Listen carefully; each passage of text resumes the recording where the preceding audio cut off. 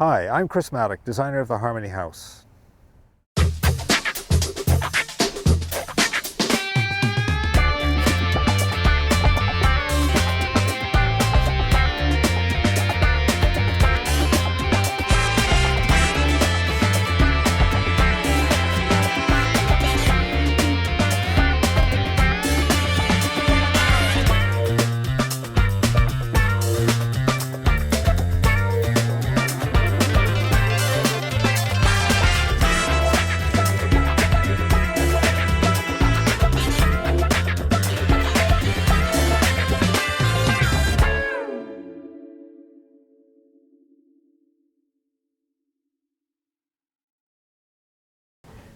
Okay, here today we're talking about the exterior walls that we're using in the Harmony House project, and of course we're trying to reduce the heating requirements for the house as much as possible.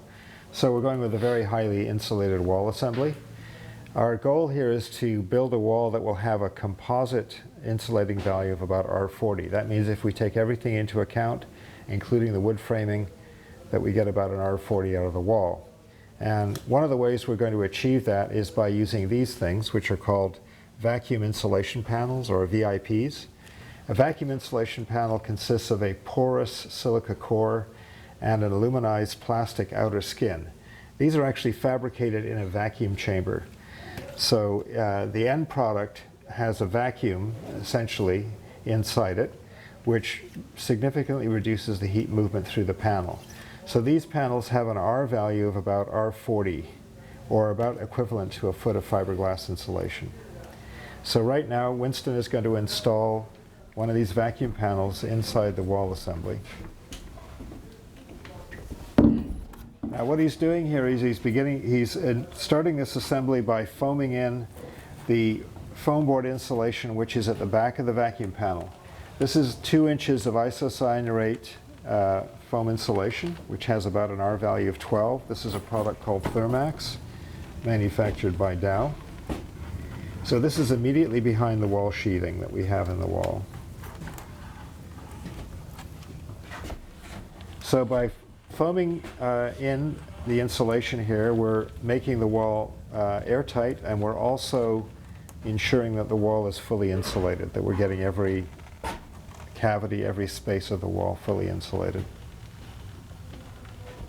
Okay, so now Winston is installing the vacuum insulation panel between the studs and just on the inside face of that foam board insulation. So vacuum panels can't be cut. We have to use them in the size that comes from the factory. So this affects how we frame the house and so on. So now he's placed the vacuum panel, and he's running a bead of foam insulation at the edge of the vacuum panel to hold it in place and also create an air seal between the panel and the wood framing itself.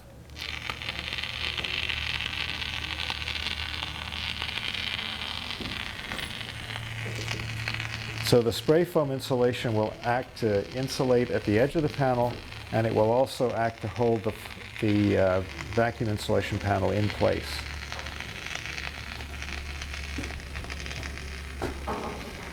Okay, now the vacuum panel is in place. The spray foam sealant will take a couple of minutes to dry. Let's go downstairs and take a look at the wall that's finished. So what we have here is the empty wall cavity with the 2 inches of isocyanurate foam insulation board. The next cavity here, we show the next iteration, which is 2 of the vacuum panels installed, the lower one down below here, the upper one overlapping and foamed in place. And over that we then spray a castor bean oil based spray foam insulation. So this actually provides insulating value, and it also acts as an air barrier to seal off the cavity itself. Now the reason we like the castor bean oil product is that it's based on castor beans, which are a non-food plant which can grow in a marginal area with low water use. So in that sense, it's a very green product. Hi, it's Bob Douglas, back again. Today we're going to talk about air barriers. An air barrier consists of an airtight building material or component that's located in the exterior wall. Systematically sealed at all the joints and openings, air barriers prevent the movement of air between the inside and the outside of a building. Materials and components commonly used as air barriers include drywall, plywood, glass, concrete, polyethylene, building wraps, sealants, gaskets, and tapes. As well, all the exterior windows and doors also form part of the overall air barrier. So why do we want air barriers? Well, air barriers have many benefits. They reduce the cost of heating and cooling, something we all like. They reduce noise from outside, something we often don't think of. They increase thermal comfort by eliminating drafts. They help to prevent wind-driven rain entry, and when combined with a quality ventilation system, they contribute to high indoor air quality. So how can we test to see if our air barrier is working properly? The performance of an air barrier is typically measured by a blower door test. This type of test involves installing a large variable speed fan into an exterior opening in the building, usually the front door, and then closing and sealing off all the windows, exterior doors, and openings such as chimneys, flues, and exhaust ducts. The fan is then used to create a negative pressure by exhausting the air out of the home. This vacuum created by the fan draws outdoor air into the home through any cracks that exist in the building envelope. By measuring the air passing through the fan, we are able to gauge the overall effectiveness of the barrier and locate leaks for repair. Howdy, Les. Les, Mulder Wardrop. Yeah, welcome to Harmony House. Thanks for inviting me to see your house. Yeah. I'm looking forward to seeing that. And you wanted me to talk about rain cisterns today? Yeah, I'm thinking about putting one in, so okay. I heard you're the guy. Well, I wouldn't know if I'm the guy, but I have a rain cistern on my house, and it's a fairly large one. Yeah, well, come on in. Thank you very much. Find a place to sit down and talk about it. Excellent.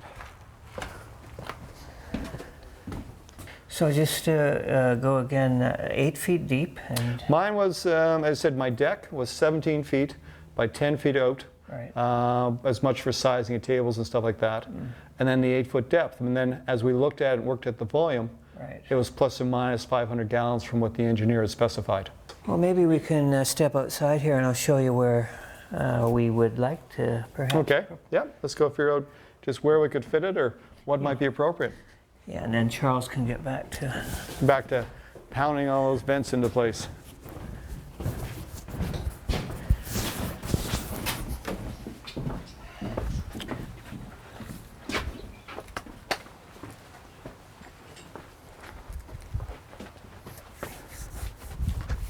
So this will be the high point. We've got the French doors coming out here, 4-foot wide deck and stepping down onto a patio, probably pavers, or I haven't really decided on that yet. Okay. Well, nothing's finalized yet. I don't know if I'm thinking about putting this cistern in, and I have to get some more information about, what it's going to be made of and how big I need for this size of property and that. Well, So- those are things you have to look at. Which way your eaves troughs are leaning. Are they leaning forward? Are they leaning back? How much of your roof is going to be drained into this tank, as some of the roof will probably still end up going into the city storm sewer. And then your choices. Do you go with a prefabricated underground tank? Do we build a tank on site? Do we use the tank as the base for our stairs?